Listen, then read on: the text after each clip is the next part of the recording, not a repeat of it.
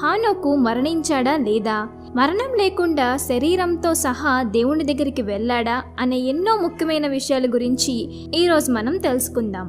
బైబిల్లో హానోకు అనే పేరు కనీసం 4 వ్యక్తులకు ఉన్నట్టు మనం ఆదికాండము 4వ అధ్యాయం 17వ వచనం, ఆదికాండము 5వ అధ్యాయం 18వ వచనం, ఆదికాండము 25వ అధ్యాయం 4వ వచనం, ఆదికాండము 46వ అధ్యాయం 9వ వచనాలలో చూడొచ్చు. ఇంగ్లీష్లో హానోకును ఎనోష్ అని పిలుస్తారు. ఇప్పుడు మనం చెప్పుకోబోతున్న ఈ హానోకు ఆదికాండము 5వ అధ్యాయం 18వ వచనంలో మనకు కనిపిస్తాడు. ఈ హానోకుకు బైబిల్లో ఎంతో గొప్ప ప్రాధాన్యత ఉంది. అదేంటో ఇప్పుడు చూద్దాం. ఈ హానోకు ఎవరో కాదు, ఆదాము యొక్క గ్రాండ్ సన్, అంటే ముని మనవడు. ఆదికాండము 5వ అధ్యాయం 22 నుంచి 24 వచనాలు ఒక్కసారి మనం చూస్తే, హానోకు మోతూషలను కనిన తరువాత 300 ఏండ్లు దేవునితో నడుచుచు కుమారులను కుమార్తెలను కనెను. హానోకు దేవునితో నడిచిన తరువాత దేవుడతన్ని తీసుకొని పోయెను గనుక అతడు లేకపాయెను అని ఉంటుంది.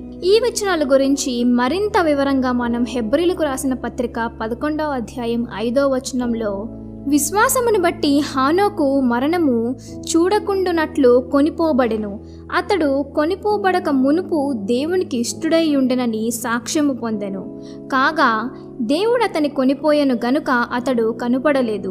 ఈ విధంగా అయితే మనం ఈ వచనాల్ని చూడొచ్చు. ఈ 2 వచనాల్ని మనం జాగ్రత్తగా పరిశీలిస్తే హానోకును దేవుడు శరీరంతో సహా తన దగ్గరకు తీసుకుని వెళ్ళినట్టు మనం చూడొచ్చు. అంటే హానోకు మరణించలేదు, అతను మరణాన్ని చూడలేదు.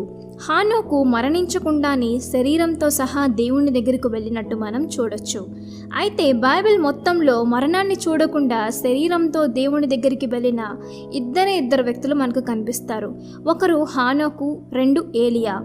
దేవునితో నమ్మకంగా నడిచిన కారణంగా, దేవునికి ఇష్టునిగా ఉన్నందున, దేవుని పట్ల చూపించిన విశ్వాసం కారణంగా దేవుడు హానోకును మరణం లేకుండా తీసుకెళ్ళినట్టు మనం ఆదికాండము 5వ అధ్యాయం 22 నుంచి 24 వచనాలు, హెబ్రీలకు రాసిన పత్రిక 11వ అధ్యాయం 5వ వచనాల్లో మనం చూడవచ్చు. మరింతకీ దేవుడు ఎందుకు వారిని మరణం లేకుండా తీసుకుని వెళ్ళాడు అనే ప్రశ్నలకు చాలామంది ఎన్నో రకాలుగా ఆన్సర్ అయితే చెప్తూ ఉంటారు. ప్రకటన గ్రంథంలో 11వ అధ్యాయం 3 నుంచి 12 వచనాల్లో కనిపించే ఇద్దరు సాక్షులు హానోకు, ఏలియానే అని, అందుకే దేవుడు వారిని మరణం లేకుండా తన దగ్గరకు తీసుకుని వెళ్ళాడు అని చెప్తారు. అయితే మన ఊహాగానాలు ఏవైనప్పటికీ హానోకు, ఏలియా దేవునితో నడిచినందుకు, దేవుని